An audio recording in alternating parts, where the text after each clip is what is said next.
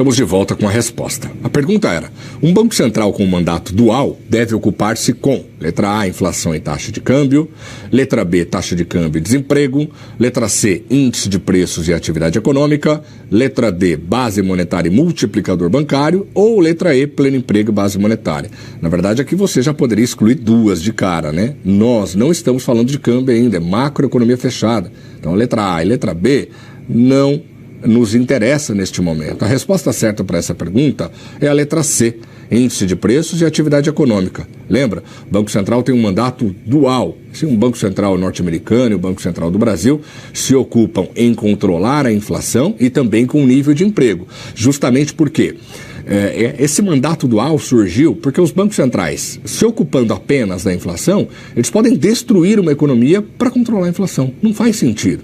Então, se a inflação está alta, eu jogo a taxa de juros em 40%, 45% ao ano, como já aconteceu no Plano Real no Brasil, 45% ao ano de Selic, e isso acaba produzindo um efeito muito ruim sobre o nível de atividade econômica. Então, o Banco Central fala: ó, meu papel é controlar a inflação.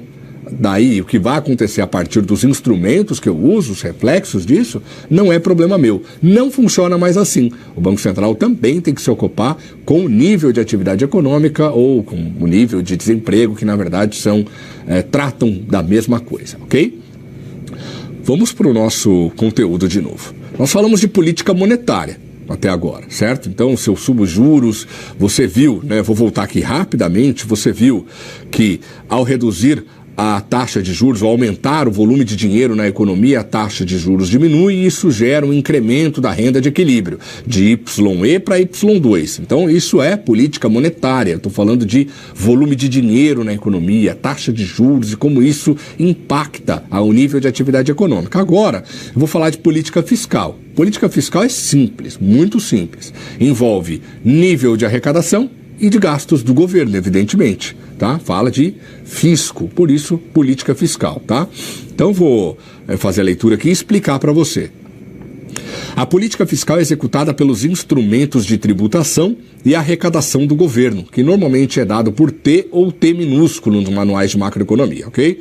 Como impostos, taxas, contribuições, entre outros. Parece uma coisa simples, né? Poxa, precisa falar o que é o T, né? Impostos e taxas, tem muita diferença e isso pode ter impacto significativo em política fiscal, fique atento, tá? Contribuições, nós temos, por exemplo, PIS, COFINS, são contribuições e geram bilhões de recursos para o governo federal, por exemplo, todos os anos.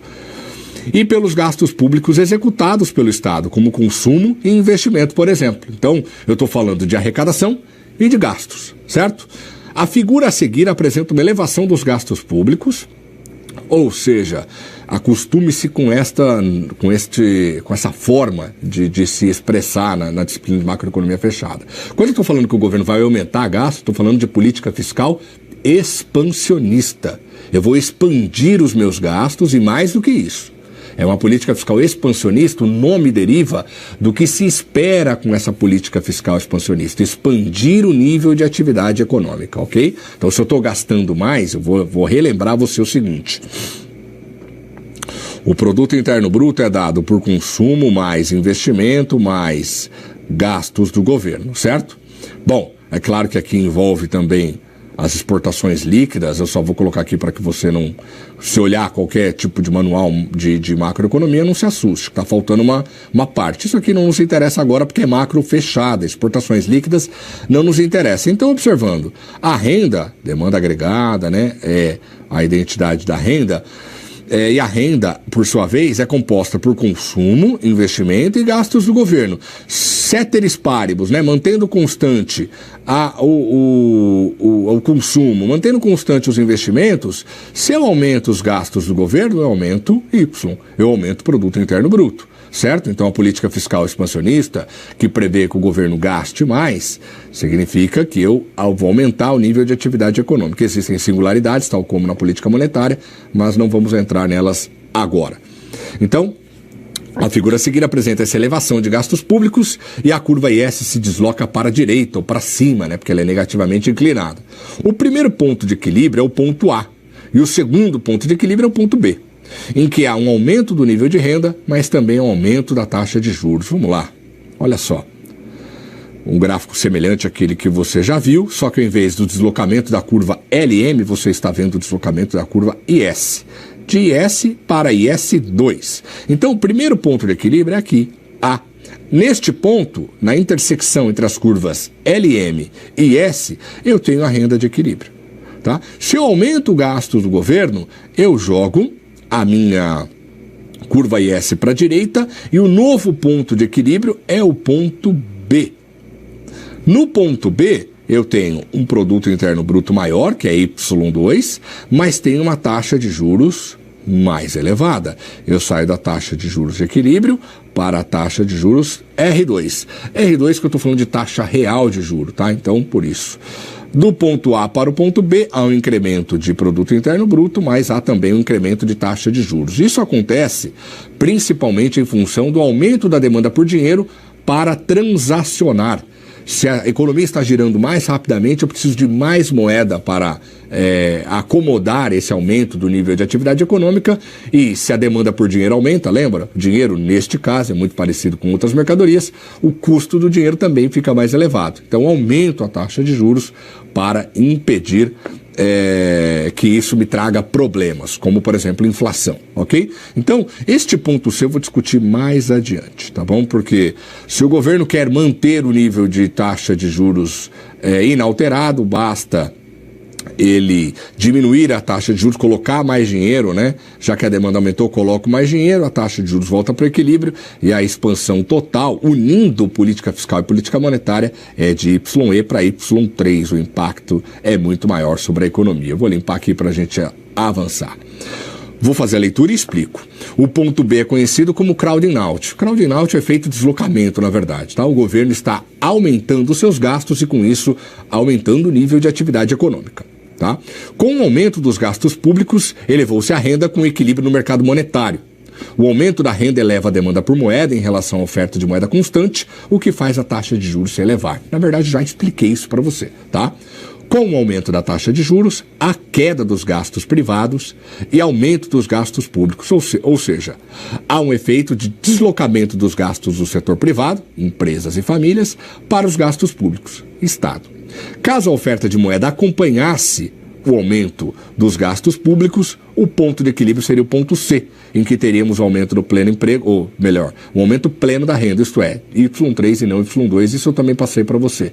Ou seja, eu posso usar as duas políticas de forma conjunta para trazer um impacto mais significativo sobre o nível de atividade econômica. Prosseguindo, sabendo então que uma política fiscal expansionista aumenta a renda e a taxa de juros da economia e que uma política monetária expansionista também produz um aumento da renda agregada, mas com efeito contrário na taxa de juros, nós podemos entender aqui como elas funcionam, né? Então, se eu fizer uma política fiscal expansionista a fim de aumentar o nível de atividade econômica, eu tenho que saber também que se eu fizer uso da política monetária conjuntamente com a política fiscal, eu tenho um impacto muito maior, tá? No que tange as curvas IS e LM, de forma teórica, as curvas IS, que é a política fiscal, né, tem dentro a política fiscal, e a curva LM podem ser independentes. Contudo, de forma prática, a controvérsia sobre essa independência devido ao lado real está relacionado com o lado monetário. Faz sentido, né? Então, eu vou aumentar a taxa básica de juros para tentar controlar a inflação, eu vou recolher dinheiro. Então, eu desloco a curva LM para a esquerda, né, para cima. Isso mexeu só com a política monetária? Não. O aumento da taxa de juros vai implicar em menos investimento por parte do empresário, menos consumo por parte das famílias, isso acaba deslocando a curva IS também para a esquerda. Ao mexer em uma variável, eu acabo mexendo em outra, ou seja, elas são independentes até a segunda página. Elas se conversam e muitas vezes estão extremamente conectadas. Se você mexe no lado monetário, isso trará certamente impacto no lado fiscal. Avançando. Política aqui falando de eficácia, né, das políticas monetária e fiscal. Políticas que se anulam, e aqui é importante, né, porque elas estão conectadas, então vamos ver como é que elas podem se anular. Aumento da tributação para equilíbrio fiscal. Pensa num governo que está com muita dívida e ele decide, tem a brilhante ideia, que eu estou sendo irônico, porque quando ele aumenta a tributação ele traz mais problema fiscal, porque um governo, ao contrário do que muitos economistas dizem, não se parece nem um pouco com uma casa, tá? Quando eu tenho então um problema fiscal, eu decido aumentar a arrecadação para equilibrar o meu orçamento, certo? Se eu aumento a minha arrecadação para equilibrar o meu orçamento, teoricamente, eu tenho que fazer, ao mesmo tempo, controlar a taxa básica de juros para combater a inflação. Vou explicar por quê, tá? O primeiro movimento aumenta as receitas do Estado e o segundo movimento aumenta as despesas financeiras. Pensa comigo, então, aqui, recapitulando, que uma determinada economia tem um problema orçamentário, gasta mais do que arrecada, então o governo aumenta a tributação. Vou aumentar o imposto de renda, o INSS, o que quer que seja, tá? Só que ao mesmo tempo, essa mesma economia tem um problema de inflação. Como é que a gente corrige problema de inflação? Existem várias maneiras, mas o mainstream fala, se a inflação está aumentando, eu aumento a taxa básica de juros. Beleza. Aí, veja só, de um lado eu estou controlando, entre aspas, o meu problema orçamentário, ou aumentar o nível de receitas pelo aumento também dos impostos, e de outro eu estou aumentando as despesas do governo, porque quando eu aumento a inflação, eu aumento os juros que incidem sobre os títulos da dívida pública. Então, de um lado eu arrecado mais, de outro eu gasto mais. Então, se anulou. Não valeu a pena eu fazer uma política fiscal contracionista, tirando dinheiro da população, ao passo que, se a inflação está muito alta e eu preciso aumentar a taxa de juros, eu estou pagando mais juros da dívida pública. Então, o primeiro movimento aumenta as receitas do Estado e o segundo aumenta as despesas financeiras. Se anula. Tá? Por isso é importante entender a dinâmica, a conjuntura, para saber o que você vai fazer. Tá? Vou apagar aqui para a gente prosseguir. Aqui, né, esse movimento, né, de aumento dos gastos do governo e contração do nível de juros, tá? Primeira coisa, você tem uma renda de equilíbrio aqui no ponto A, né, uma política que se anula na verdade, tá?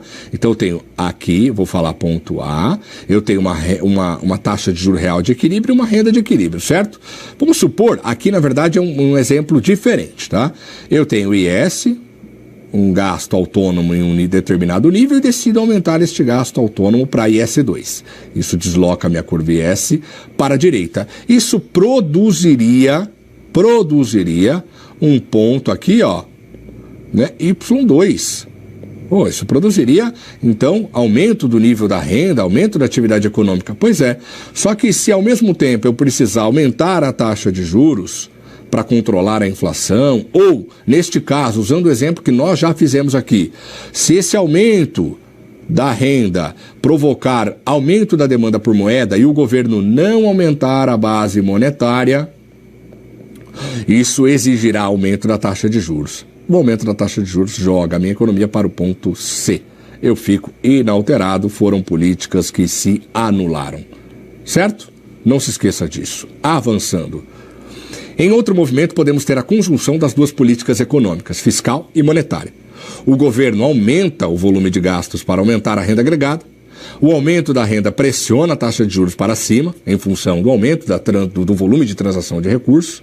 O Banco Central faz a chamada acomodação monetária, eleva a oferta de moeda para manter a taxa básica de juros inalterada, que foi o exemplo que nós já usamos aqui, e neste caso há um duplo movimento conforme a figura a seguir. Veja só, o governo aumentou gastos, deslocou a curva IS para IS2, e ao invés dele deixar a taxa básica de juros subir em função do aumento da demanda por moeda por transação, ele aumentou a base monetária, que é M sobre P, e com isso também deslocou a curva LM para a direita, certo? As duas curvas. Então, ao invés de eu ter um ponto aqui, eu terei um ponto aqui, que produzirá um efeito de deslocamento muito maior quando eu congrego as duas políticas, monetária e fiscal. Vamos para a nossa interatividade? Em uma determinada economia em que há desancoragem das expectativas de inflação, o Banco Central entende que a principal causa do aumento dos preços aos consumidores é a elevação do nível de demanda. Diante desse diagnóstico, a autoridade monetária local decide aumentar a taxa básica de juros. Ceteris paribus, A política monetária contracionista trará que tipo de movimento às curvas do modelo ISLM? Letra A, deslocamento da curva IS para cima, para a direita. Letra B, deslocamento da curva LM para baixo, para a direita. Letra C, deslocamento da curva IS para baixo, para a esquerda. Letra D, deslocamento da curva LM para cima, para a esquerda. Ou letra E, deslocamento das duas curvas para a direita. Já voltamos com a resposta.